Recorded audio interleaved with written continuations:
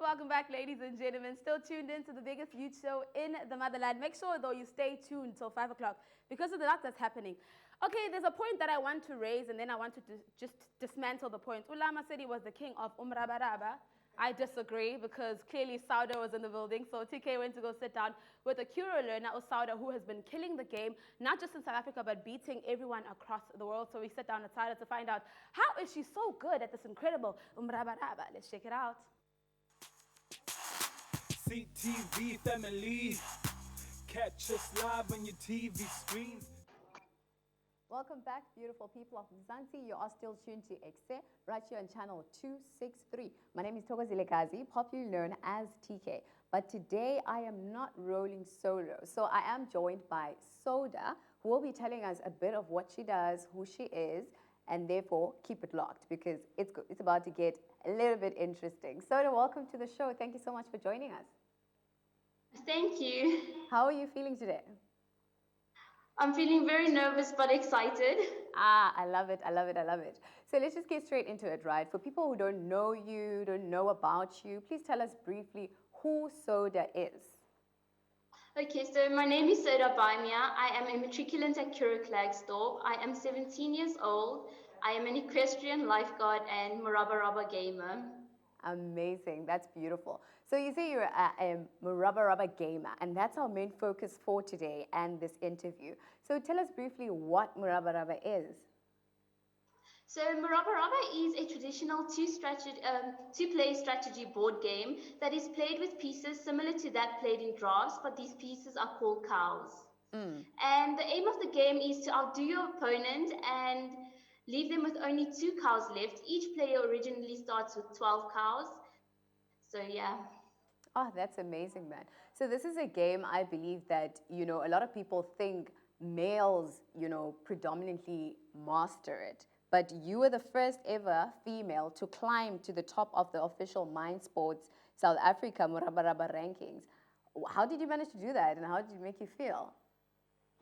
Okay, so I must say that being the first female to climb to the top of the Morabaraba ranking has left me feeling absolutely proud, as I feel that I'm able to break this stereotype and break this type of gender-based inequality. It also left me to feel inspired and encouraged to motivate other females to go out there and reach their dreams, because we are the females of the world, the queens of our kingdom, and the highnesses of our own palace. So we are the females, and nobody can stop us from doing what a male can do, because if a male can do it, I'm sure a female can do it. I love that. I love that so much. So basically, you've won quite a few championships as well. What would you say is your secret to winning? Because I know you've won like 3 in a row. That's big. So I must say, my secret to winning is a lot of hard work and practice. And I must, without getting enough sleep, there's no way I think I'd be able to do it, because it's very long games and stressful. And yeah, just practice and sleep. Practice and sleep. That's a beautiful balance. So you basically play Morabaraba. I know it's not just about the playing. The mind is included as well. So many strategical moves are included. So how has playing it, and the skills that you've acquired from playing it, how has that played a role in your personal life journey?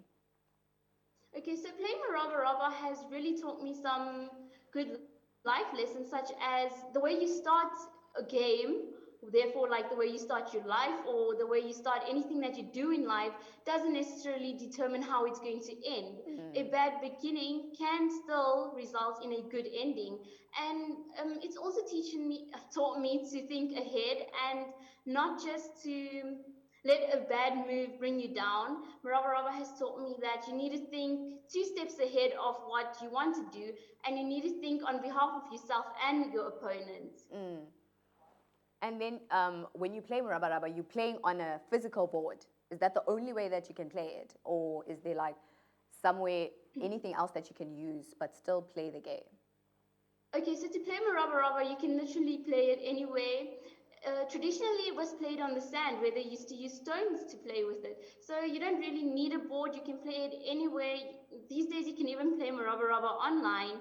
So you can play it with your friends in your back garden, in school, anywhere. And I see, you seem very much passionate and you love it. So where did the love, the inspiration for Morabaraba start? Okay, so it started back in grade 9 in the year 2018 when I took it up as an extramural at school. And I played my first game that year. And in that first game of mine, I won it. And I realized how much I actually love this game and how much it teaches one because it it teaches you a lot of interaction and social skills because it's not about just winning and losing, but it's about winning and teaching the other person what you've done, to reflect back on what you've done and to reflect back on what your opponent done. And that's when I realized how much I loved the game because at the end, even your opponent is your best friend. It's not about a competition. It's about simply trying your best. And trying your best is all that's needed. So when you partake in the different competitions and the tournaments, that involve playing Morabaraba, what's your strategy? What's your routine? How do you prepare for it? Okay, so I prepare for the game I'll play a few friendly games with my friend Caitlin, and then my mom, my dad, and my uncle helps me because they're also quite good at the game, and we play a few games together. Then I use the online games and I try out playing there. And myself and Mr. Webster, who's one of my inspirations in the Mind Sport South Africa, will play a notation game where we don't use any boards, but we use the actual notations on the board. And that really helps you because you need to visualize the board. You don't physically see the board, and it makes it very complicated. And that's what helps me quite a bit because it teaches me the different ways that a person can do it. And he's one of the best players that I know, so he really makes me try hard and really test my skills. So that's how I mostly prepare for the games. And when you play, you always win. Have you ever lost a game playing Morabaraba? No. You've never? No, I haven't lost a Morabaraba game as yet. Not a serious game. I've lost a game against Mr. Colin Webster, who's the same person I mentioned previously. And yeah, so I did lose a game with him, but never a serious competitive game. So when you lose a game, like, how does it leave you feeling?